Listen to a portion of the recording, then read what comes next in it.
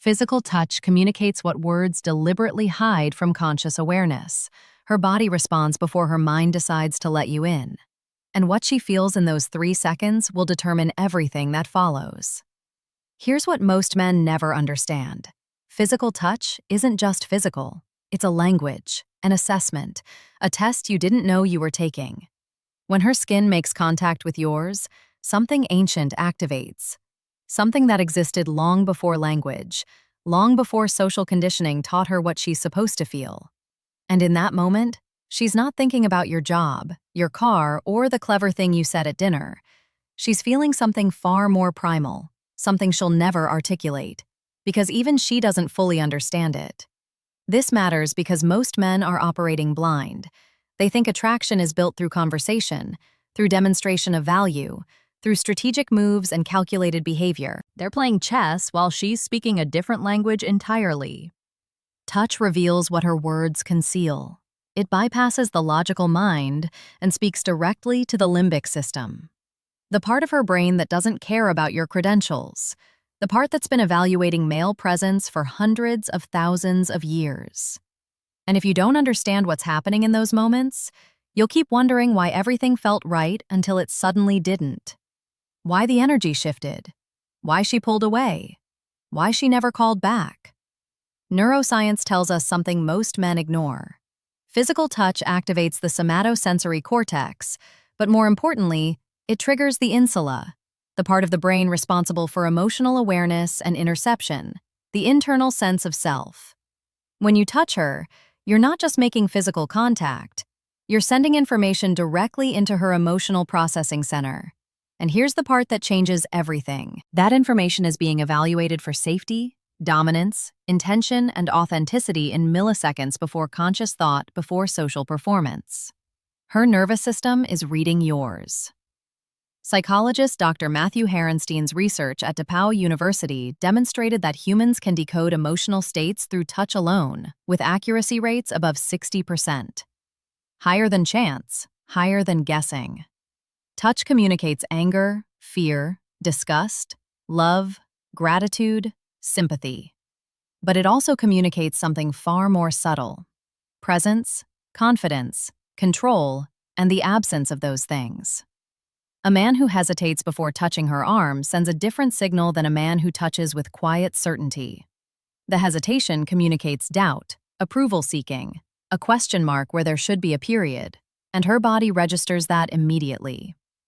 So, what is she actually feeling? What's happening beneath the surface when your hand brushes her lower back, when your fingers graze her arm, when you pull her closer in a way that feels both dangerous and safe at the same time? Let's go deeper into the 7 things she feels but will never admit. Not because she's hiding them from you, but because admitting them would require acknowledging a part of herself that doesn't align with the version she presents to the world. 1. The relief of surrendering control.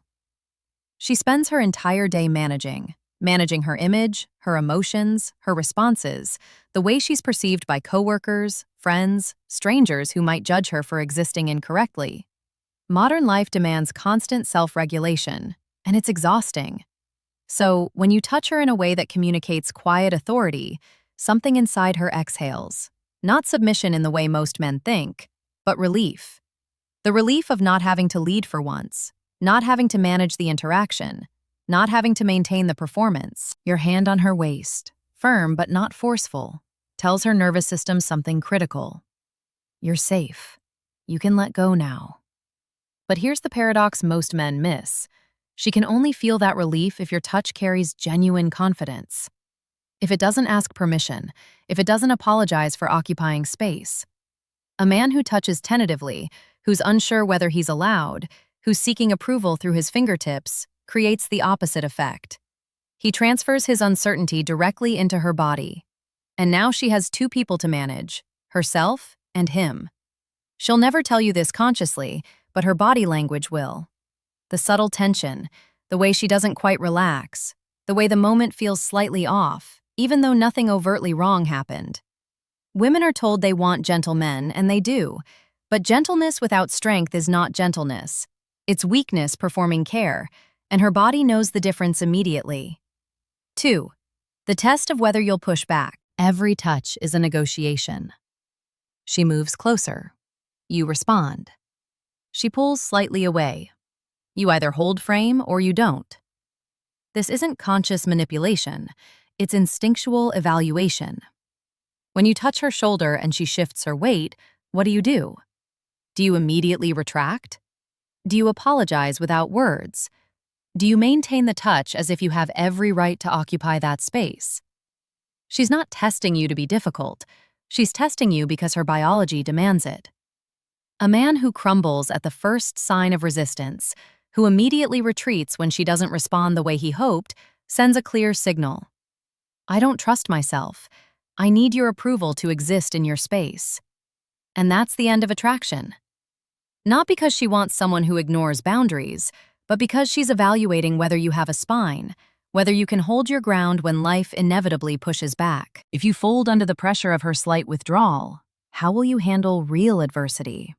This is the question her nervous system asks automatically.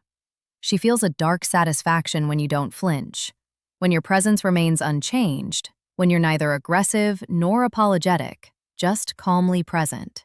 It tells her something about your internal world, that you're not reactive, that you're not desperate, that you're not performing masculinity. You're simply inhabiting it.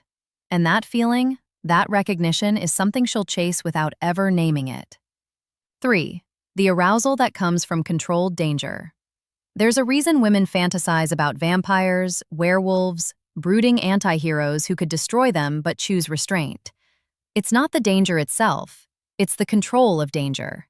When you touch her in a way that walks the edge between tenderness and dominance, something primal ignites. Your hand around her throat, not squeezing, just resting there, a reminder of strength held in check. Your fingers tangled in her hair, firm enough to guide but not rough enough to hurt. This is not about violence. It's about the thrill of surrendering to someone who has power but wields it carefully. Psychologically, this taps into what's called benign masochism. The pleasure derived from experiences that feel threatening but are actually safe, like riding a roller coaster, like watching a horror film. Her body releases dopamine and adrenaline simultaneously. The fear response and the pleasure response activate together, creating an intoxicating cocktail of intensity. But here's what most men get catastrophically wrong. They either avoid this territory entirely, terrified of being too aggressive, or they perform dominance like a bad actor reading lines. Both fail. True controlled danger requires internal calm, a man who's actually centered, who's not trying to prove anything, who touches her with quiet intensity because that's simply who he is, creates the exact dynamic her body craves. She feels simultaneously safe and on edge, protected and vulnerable, controlled and wild. And she'll never admit that this feeling is intoxicating, because admitting it means acknowledging that some part of her wants to be overwhelmed, not by force, but by presence. 4. The disgust. When your touch feels needy, touch can repel as powerfully as it attracts, and nothing repels faster than neediness transmitted through physical contact. When a man touches a woman seeking validation, seeking proof that he's desired, seeking permission to exist in her space, it creates an immediate, visceral reaction. Disgust. Not the conscious kind, not the kind she can explain, but a deep biological recoil. Because neediness signals genetic inferiority. It signals a man who doesn't have options, a man who's desperate for her approval because he can't generate his own sense of worth, and her body responds accordingly. Evolutionary psychologist David Buss has documented this extensively. Women have evolved incredibly sensitive detection systems for male neediness, because historically, attaching to a low-value male meant reduced survival odds for her and her offspring. So when your hand lingers too long on her arm, when your touch communicates, "Please want me," when every physical interaction feels like a question instead of a statement, her attraction dies. Not slowly, instantly. She might not understand why the energy shifted. She might rationalize it later as the chemistry wasn't there, or something felt off. But what actually happened was her nervous system detected neediness and activated disgust as a protective response. This is why men who touch women casually without attachment to outcome often generate far more attraction than men who touch with obvious desire. The casual touch communicates abundance, then needy touch communicates scarcity, and her body has no interest in scarcity. 5. The fantasy of being claimed. Modern women are told they're independent, that they don't need a man, that submission is weakness. And consciously, many believe this. But the body doesn't care about ideology. When you touch her in a way that communicates ownership, not possession but claim, something ancient responds. Your hand on her lower back, guiding her through a crowd. Your arm around her shoulder, pulling her close in public. The way you touch her face before you kiss her, like you're reminding her who she belongs to in that moment. This isn't about controlling her life. It's about creating a temporary sanctuary where she doesn't have to be the strong, independent woman the world demands. She can just be yours for a moment, for a night, for however long you maintain that frame. Anthropologist Helen Fisher's research on romantic love shows that feelings of being claimed activate the same reward circuits as cocaine. The ventral tegmental area floods with dopamine. Motivation and desire intensify.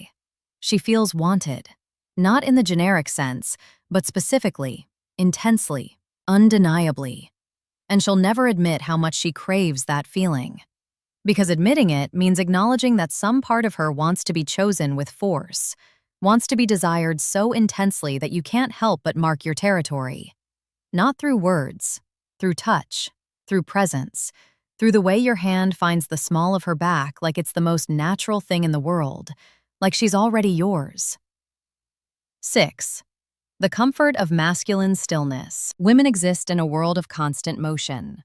Emotional motion, social motion, the exhausting dance of reading every interaction, every micro-expression, every shift in energy.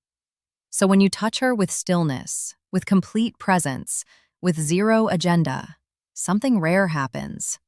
She feels peace, not excitement, not arousal, just deep cellular calm. Your hand resting on her knee while you talk, not moving, not seeking, just present. Your palm against her back as she leans into you, solid, unmoved, like a wall she can finally rest against. This is the masculine energy most men have forgotten. They think they need to constantly do something, constantly escalate, constantly move toward a goal. But sometimes the most powerful thing you can offer is nothing, just grounded, quiet presence transmitted through touch. Polyvagal theory, developed by Dr. Stephen Porges, explains this beautifully. The nervous system has different states: sympathetic activation, fight or flight, dorsal vagal shutdown and freeze, and ventral vagal, social engagement and safety. When you touch her with genuine stillness, you activate her ventral vagal system. Her body recognizes safety, and in that safety she softens. Not because you did something impressive, but because you stopped trying to impress. You just existed fully in the moment, and your touch communicated that. Most men will never understand how powerful this is, because it requires genuine internal peace. It requires not needing anything from her, and that kind of touch, that kind of presence, is rarer than any technique or move. 7. The recognition of being truly seen. This is the deepest one, the one she'll never be able to articulate. When you touch her in a way that acknowledges who she actually is, not the performance she puts on, not the mask she wears, but the raw, unfiltered human beneath it all, something breaks open. Your thumb brushing her cheek after she's told you something vulnerable. Your hand squeezing hers during a moment of shared silence. The way you touch her shoulder when no one else is watching, like you're reminding her that you see her. Not the Instagram version, not the polished, acceptable version. You see her, and that terrifies her. Because being seen is the most intimate thing a human can experience. It's more intimate than sex. It's more vulnerable than nakedness. When your touch communicates that you see past the walls, past the defenses, past the carefully constructed narrative of who she's supposed to be, she feels both exposed and relieved. Exposed because she can't hide anymore. relieved because she doesn't have to. Psychologist Carl Rogers called this unconditional positive regard, the experience of being fully seen and accepted without judgment. And when that's communicated through touch, it bypasses all intellectual defenses. She can't rationalize it away. She can't pretend it didn't happen. She can only feel it. And what she feels in that moment is something she's been searching for her entire life, without knowing how to name it. Connection. Real connection. The kind that doesn't require performance. The kind that doesn't need words. The kind that simply exists in the space between your hand and her skin. So here's the truth. Most men never learn. Touch is not a technique. It's not something you do to get a result. It's a transmission, a direct line from your internal world to hers, and she's reading that signal constantly. Every hesitation broadcasts doubt. Every need broadcasts scarcity. Every agenda broadcasts inauthenticity. But every moment of genuine presence, every touch that comes from centeredness rather than want, every time you make contact without needing anything in return, you're speaking the only language her body truly understands, the language of masculine groundedness, the language of quiet authority, the language of someone who doesn't need her validation because he's already validated himself. And that language, that frequency, is what she's been waiting for. Not in you specifically, but in a man who finally understands that she doesn't need another person trying to take from her. She needs someone strong enough to simply stand still and let her come to him because she will. When you stop chasing, when you stop needing, when your touch finally says what your words never could. I'm here, and I'm not going anywhere, and you're safe to be whoever you actually are. That's when everything changes. That's when touch becomes more than physical contact. It becomes the only truth that matters. She'll never tell you any of this, but her body already has. You just have to learn to.